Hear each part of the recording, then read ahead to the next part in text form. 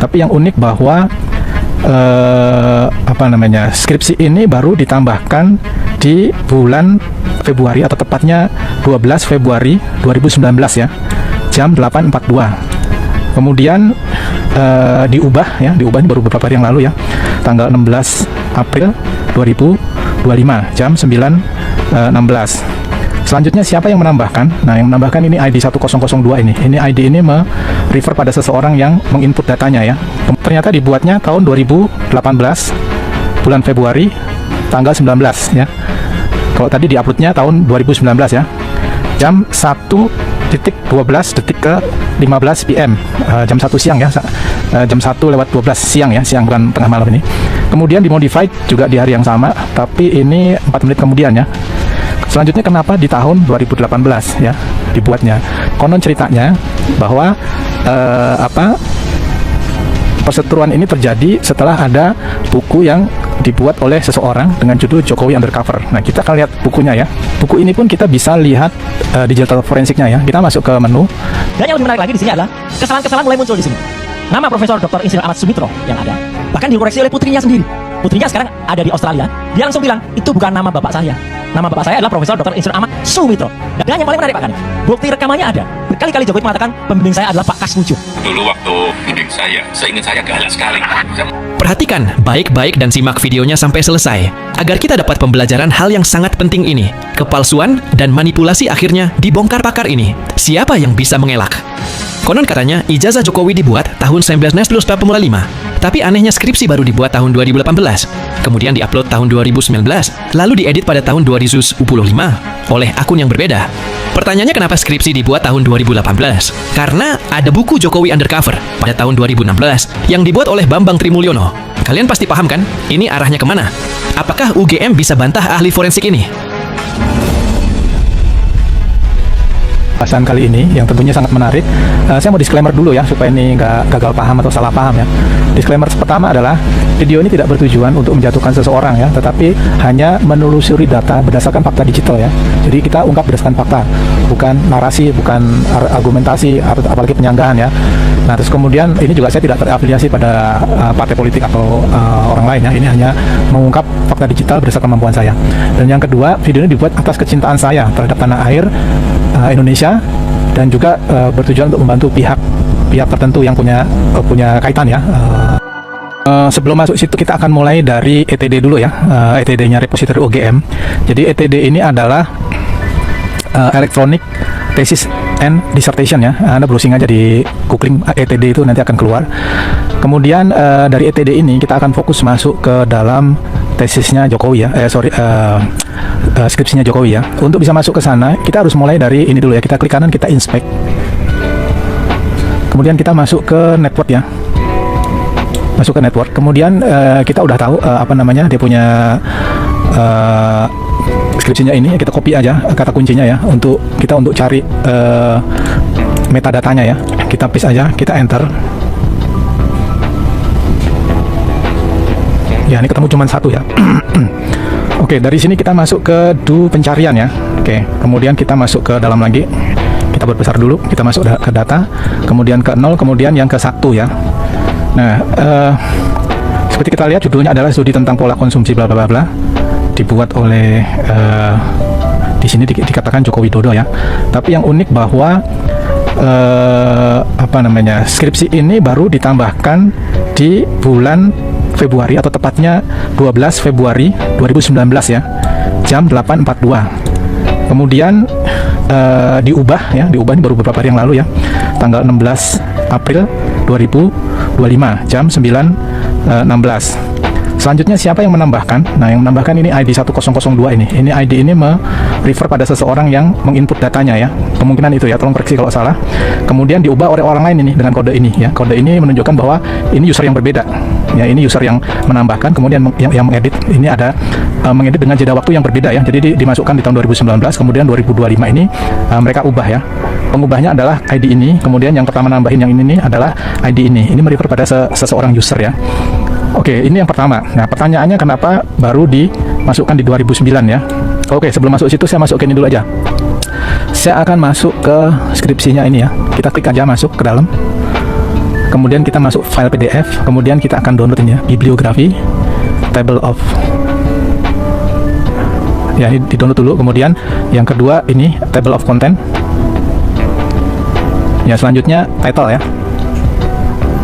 Oke, saya akan tunjukkan data forensiknya ya yang ada di PDF ini. Setelah kita download, kita buka aja ya. Saya menggunakan Acrobat Reader. Untuk tahu digital forensiknya ini kita bisa lihat di pertama masuk ke menu, kemudian ya ini untuk apa, beda Acrobat Reader beda menunya ya, tapi Anda cari yang property aja ini. Kita klik property. Nah di sini akan kelihatan ini ternyata dibuatnya tahun 2018 bulan Februari tanggal 19 ya. Kalau tadi diuploadnya tahun 2019 ya, jam 1:12 ke 15 PM, jam 1 siang ya, jam 1:12 siang ya, siang bukan tengah malam ini. Kemudian dimodified juga di hari yang sama, tapi ini 4 menit kemudian ya. Kemudian dibuat dengan menggunakan Foxit Phantom PDF printer version 7.3.4.0308 ya. Yang di security nggak ada, tapi di fontnya menarik. Ini font yang diperdebatkan juga, yaitu adalah Times New Roman. Jadi skripsi ini dibuat menggunakan fontnya adalah Times New Roman. Di samping juga ada Helvetica ya. Jadi ini yang diperdebatkan juga bahwa Times New Roman itu muncul di tahun setelah tahun 1985 ya. Ini juga rada janggal nih. Ya, teman-teman, kembali lagi bersama saya di channel ini. Kita sudah mengetahui dan menyaksikan secara bersama kasus ijazah mantan Presiden Joko Widodo yang selama ini kita masih belum ada titik terang, masih belum ada hal yang bisa dipastikan. Dan bahkan bukti-bukti di cuplikan video tadi, kita melihat bahwa banyak sekali bukti-bukti terkait dengan ijazah mantan Presiden Joko Widodo ini.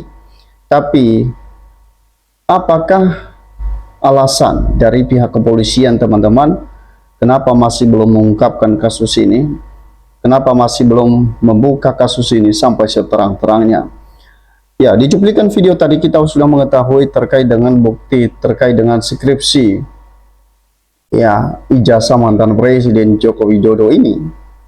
Tentunya dengan adanya bukti seperti ini yang sudah beredar di media sosial, mestinya pihak dari penegakan hukum harus berani menegakkan keadilan, harus berani mengungkapkan dan menelusuri sebenarnya bukti seperti ini, supaya publik juga puas terhadap kinerja kepolisian yang selama ini, teman-teman, yang katanya tajam ke atas tumpul ke bawah ya, itu yang disampaikan oleh Kapolri. Dan kita melihat kalau realitanya seperti ini, tentunya ya beberapa kasus kita lihat, termasuk Sylvester Matutina, seorang relawan Jokowi pun hukumannya sudah ikrar, teman-teman, tapi masih belum dilakukan penahanan. Nah, ditambah lagi dengan kasus ijazah mantan Presiden Joko Widodo ini yang terus bergulir, bahkan menjadi perdebatan yang cukup serius terjadi di hadapan publik. Bahkan katanya asli ya, bahkan Roy Suryo sampaikan palsu. Nah, hal ini yang mestinya penegakan hukum harus bersikap tegas mengungkapkan kasus ini sampai seterang-terangnya. Kalau misalnya jelas ijazah itu asli, kenapa masih dibiarkan begitu saja? Kalau misalnya ya Roy Suryo salah, mestinya ini penegakan hukum harus bersikap tegas supaya kasus ini tidak menjadi kisruh ya di ruangan publik, menjadi perdebatan yang terus-menerus diperhadapkan. Tentu dalam hal ini bahwa memang bukti pun yang dihadirkan oleh seorang Jokowi, terutama ijazah, salinan ijazah yang digunakan dari menjadi calon wali kota Solo, bahkan calon gubernur, bahkan presiden. Tentu kita sudah melihat secara bersama bahwa ijazah yang digunakan itu yang menggunakan kacamata. Apakah penegakan hukum dalam hal ini masih belum ya berani untuk meminta yang aslinya yang dimiliki oleh Pak Jokowi? Ya, tentu dalam hal ini bahwa memang kalau misalnya salinan yang digunakan tentu ya hampir sama dengan aslinya. Ya. Nah, dari situ sebenarnya apa namanya penegakan hukum ini harus bersikap tegas mengungkapkan hal ini dengan secara terang benerang. Kalau misalnya skripsi ya keterangan-keterangan dari Pak Jokowi juga harus dimintai, bahkan dari dosen pembimbing yang katanya pakai Smujo, walaupun nanti pada akhirnya kita melihat ini diralat lagi terkait dengan hal itu. Bahkan UGM sudah menyampaikan kalau Pak Jokowi alumni dari Fakultas Kehutanan, tapi penegakan hukum masih belum berani ya mengambil keputusan apakah Roy Suryo ini tuduhannya itu tidak benar atau seperti apa. Nah, coba kita melihat teman-teman, di komentar di bawah ini dikatakan semakin banyak ahli-ahli yang handal lulusan UGM maupun lulusan perguruan tinggi lainnya ya di bidang ilmu teknologi elektronik dan informatika, ia merupakan kabar yang sangat menggembirakan bagi masyarakat, karena keahlian mereka bisa dimanfaatkan oleh pihak kepolisian untuk membantu mengungkapkan kejahatan pemalsuan surat-surat berharga seperti sertifikat ijazah dan lain-lain yang selama ini sangat sulit untuk diungkapkan oleh polisi. Ya, kemudian ayo rame-rame kita dukung ya kebenaran bukan Jokowi undercover. Nah, apalagi dengan buku yang dituliskan oleh Bala RRT dulunya, termasuk di situ Rismon, walaupun Rismon kita melihat saat ini sudah beda kubu sekarang ya, karena cuman awal-awalnya saja Pak Rismon ini begitu ya garang ya. Dan kita melihat buku yang telah disebarluaskan itu, yaitu Jokowi White Paper dan bahkan Gibran and Gim tersebut teman-teman, tentu ini menjadi tanda besar ya. Ya, seorang penulis bukunya pun ya mestinya ini harus diperjelas ya. Jangan dilakukan, jangan ada pembiaran. Yang maksudnya penegakan hukum harus menertibkan hal ini. Ya. Kemudian Jokowi harus dibongkar kebusukannya. Ayo rakyat bersatu untuk membela rakyat yang ingin keadilan bersatu. Hacker untuk masuk Jokowi ke penjara. CKPC palsu berarti ijazah palsu. Polisi tetap melindungi Jokowi ya, meskipun 11.000 triliun palsu. Nah, ini susah ya. Ini kacau ya kalau seperti ini. Kalau misalnya kata netizen ini menyatakan ya bahwa penemuan seperti ini tidak bisa dijadikan barang bukti oleh penyidik. Kalau pihak junjungannya bukti tak masuk akal aja dianggap benar. Kemudian Jokowi sedang menikmati hukuman sosial mental, tapi karena urat malunya sudah putus, dia masih pede. Tidak disalahkan, kita tunggu hukuman badan fisik di penjara. Kalau termul yang jahat mah biasa saja, pokoknya junjungannya benar. Ya, ganti rezim baru bisa bongkar. Semua ini ada izin dari Allah membongkar kebohongan seseorang. Udah sekarang Jokowi putus saja ijazahnya palsu, nggak usah repot. Bahkan semoga orang-orang yang berbohong tentang kepalsuan ijazah ini, yang menutupi dan membela mengatakan ijazah asli, terkutuklah dihukum sama maha tahu ya, maha kuasa. Ya, jadi pada akhirnya teman-teman, inilah yang diutarakan oleh netizen terkait dengan keaslian ijazah itu. Ya, kalau misalnya ini tidak bisa diungkap, tidak bisa diselesaikan, ya, bisa dibongkar ini secara terang benar, tentu inilah harapan netizen. Semoga yang lebih berkuasa lagi yang memutuskan, yaitu pengadilan yang memutuskan apakah itu ijazah asli atau palsu. Sampai ketemu di postingan.